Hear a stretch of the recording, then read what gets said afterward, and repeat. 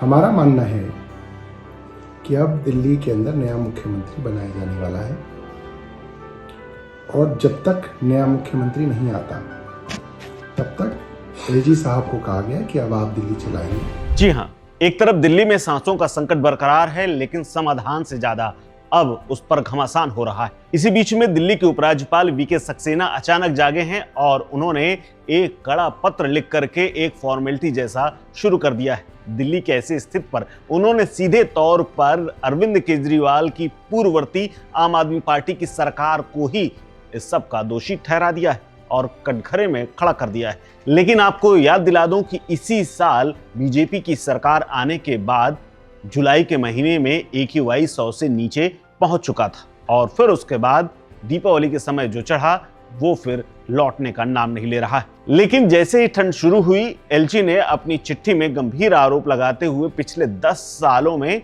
यानी अरविंद केजरीवाल की सरकार ने प्रदूषण रोकने के कोई ठोस कदम नहीं उठाए, ऐसे शब्दों का इस्तेमाल करते हुए लंबा चौड़ा लेटर लिख डाला। 15 पेज के एलजी के लेटर में कुछ खास बातें बताता हूं आपको। उन्होंने लिखा कि प्रदूषण के लिए पूर्व की सरकार की निष्क्रियता जिम्मेदार है। धूल और वाहनों के धुएं को रोकने में सरकार पूरी तरह विफल रही।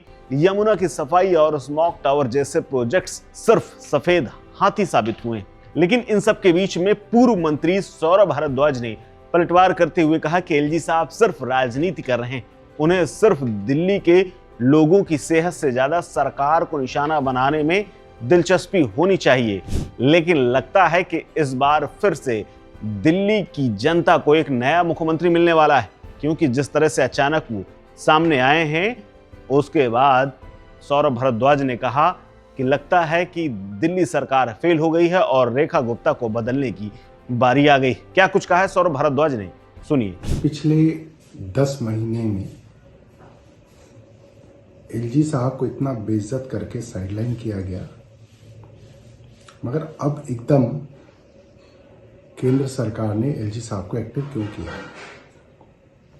केंद्र सरकार का मानना है कि रेखा गुप्ता जी की वजह से भारतीय जनता पार्टी का ग्राफ नीचे आ रहा है, पूरे देश में इसका असर पड़ रहा है। कल गृह मंत्री के यहाँ इसके बारे में मीटिंग भी हुई है। हमारा मानना है कि अब दिल्ली के अंदर नया मुख्यमंत्री बनाया जाने वाला है और जब तक नया मुख्यमंत्री नहीं आता तब तक एलजी साहब को कहा गया कि अब आप दिल्ली चलाएंगे। तो आप देखेंगे आने वाले समय में इनको एक्टिव किया जाएगा और कुछ दिनों में फिर नया मुख्यमंत्री दिल्ली में आएगा। उसकी शुरुआत कल उस पत्र के द्वारा कराई गई। वार पलटवार का ये दौर चल रहा है, लेकिन दिल्ली की जनता का दम ये प्रदूषण घोट रहा है।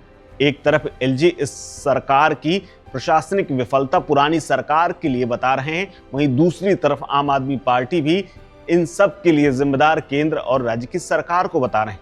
लेकिन एलजी की एंट्री के बाद मामला उलट गया है। लेकिन सवाल वही है कि चिट्ठियां लिखी जा रही, तंजे कसे जा रहे हैं, लेकिन क्या इससे दिल्ली की हवा साफ हो जाएगी? क्या ये सब फिल्टर का काम करेंगे? सियासत के शोर के बीच में जनता की सांसों की चिंता शायद कहीं पीछे छूटती जा रही है। इस खबर को लेकर के और एलजी की चिट्ठी से लेकर के तमाम सांसों के संकट पर हो रही सियासत पर आपका क्या टेक है? आप क्या सोचते हैं? हमें कमेंट बॉक्स में लिख डालिए, क्योंकि हम हैं इंडिया वॉइस, आप सबकी इंडिपेंडेंट वॉइस।